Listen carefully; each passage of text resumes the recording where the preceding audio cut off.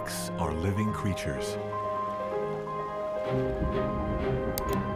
These precious reserves of water live and die according to distinct natural cycles.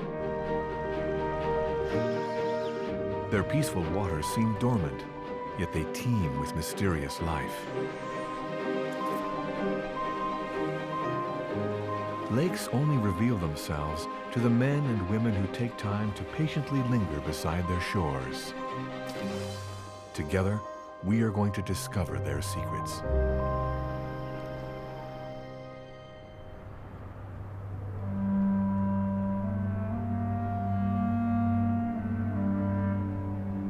In the heart of Siberia, Baikal is a lake of extremes. 637 meters deep and 636 kilometers long, it contains nearly 20% of the world's fresh water. Its waters are the purest on Earth. Its climate is one of the harshest, dropping as low as minus 50 degrees Celsius in winter. But neither ice, wind, nor the interminable winter can hamper the development of an animal and plant life that is unique in the world. In this grandiose and hostile nature, men and women have chosen to lead a rare and remarkable existence.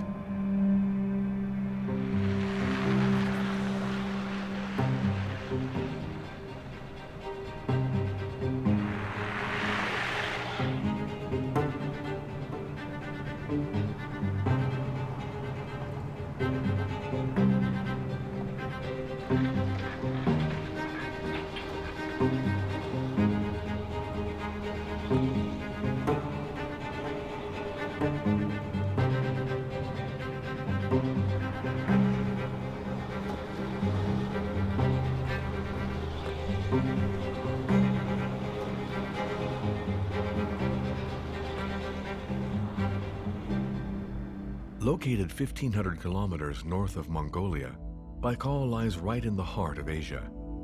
It contains as much water as all the American Great Lakes combined. Russians call it their Great Sacred Sea. For more than 20 years, Sasha Yakovlev has been traveling the lake up and down. Here near Olkhon Island, it's the beginning of March, and the arrival of spring has broken up the ice, erecting a chaos of icy barriers that are tough to cross.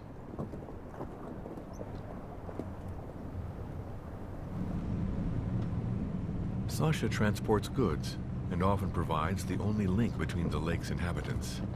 He knows when it's possible to forge through or when he needs to turn back, because unlike Baikal, the ice always has the last word.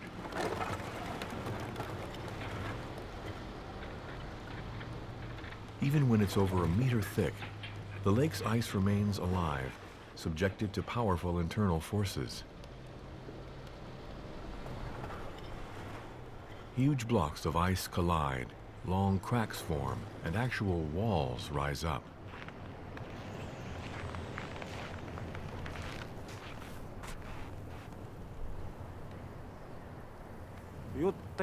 These barriers on Baikal are what we call ice hummocks. They form very easily.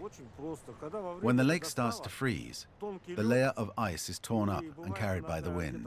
The pieces are blown into certain spots and pile up to form barriers like this. This hummock is relatively small, but there are thicker ones. When that happens, it's impossible to cross them by car. These vertical ice sheets can loom 10 to 12 meters high, but they are not the only danger lurking for travelers.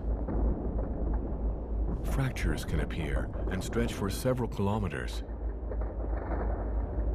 Depending on the temperature and weather conditions, they either contract or expand, sometimes leaving a gap 2 meters wide. I've fallen in the water before. It happened last year on April 26th. I was driving along on an old fissure, and in those spots the ice disappears much faster and becomes more fragile. So there we were, and the car sank right in the middle of Baikal. We didn't even bother trying to get it out.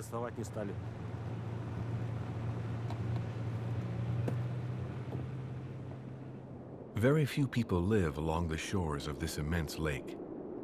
There is only one city in the north, Severodvikosk, with just 20,000 people. The south boasts a handful of small villages whose total population is under 50,000. For hundreds of kilometers between these two outermost points, there is not a single road nor barely a soul. Over 2/3 of Baikal's shores are completely untouched and uninhabited.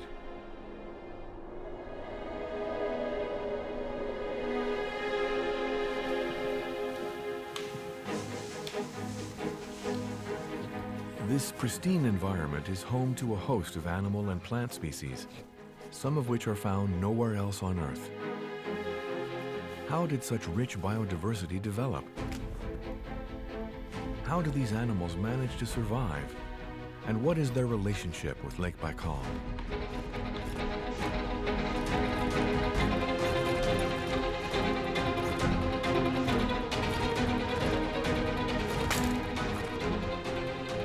Over the past few decades, national parks have been created around the lake. Here in the Baikal Lena Nature Reserve, Sergei and Natasha Chaburov are on a mission to protect and study this unique environment.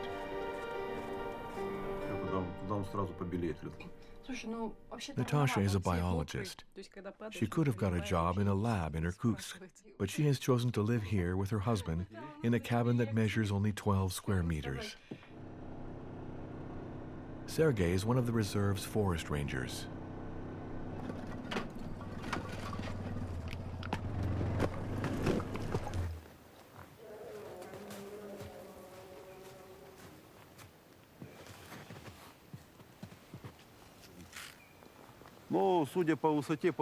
By the size and height of these scratches, I'd say the bear is about 4 or 5 years old, an average-sized bear.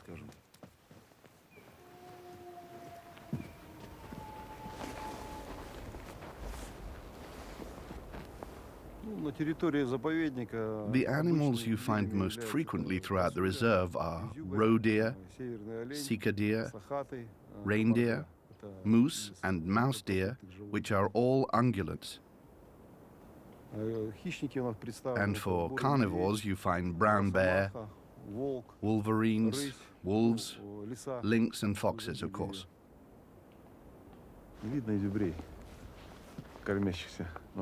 There we see deer feeding on the hill. Soon they'll be done with their breakfast and go off to rest until evening.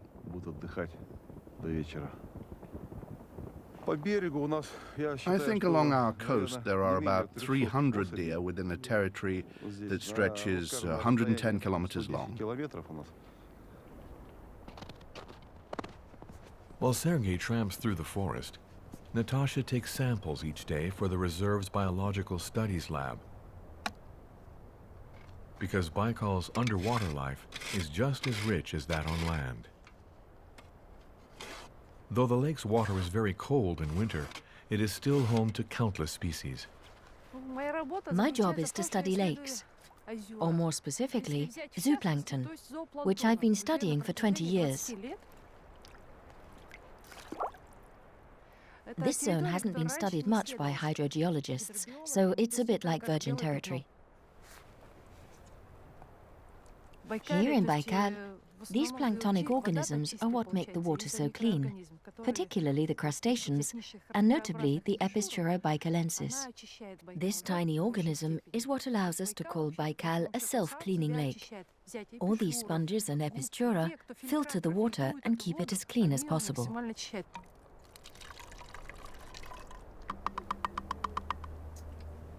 Baikal's water is reputed to be the purest in the world.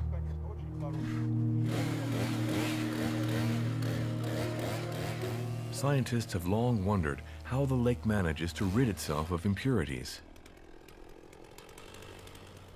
To find out, one must be prepared to dive into 3-degree water.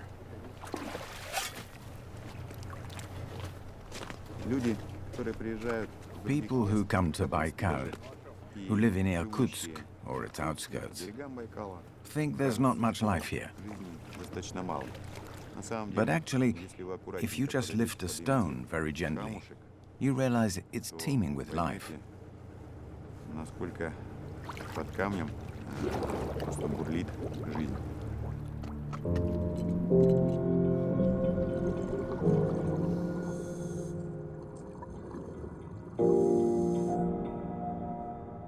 One of the lake's most surprising endemic species is a strange creature called gubki.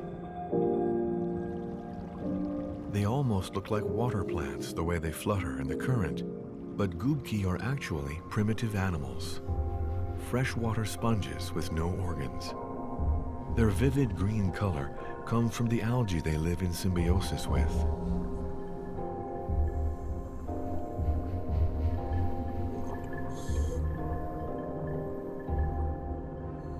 Давайте так представим себе некий скелет из кальция. They have a calcium skeleton that filters the water. Такому приведу губка площадью всего лишь 2 For example, a 2 centimeter square sponge is able to filter close to 20 liters of water a day. Пропуская через себя воду. The water and everything else there is passes through the sponges. For instance, organic residue, the remains of algae or other dead organisms. Все это оседает на ее поверхности. It all collects on the surface. Obviously, the pores where the water flows through and is filtered would get clogged if no one was around to clean them. Поры, через которые поступает, фильтруется вода, загрязняют. But a large quantity of different organisms exist by cleaning these sponges' bodies. Громаднейшее количество различных организмов. Gubki have lived in the lake for over 3 million years and are a genuine biological treasure. Without them, the lake's water wouldn't be as transparent.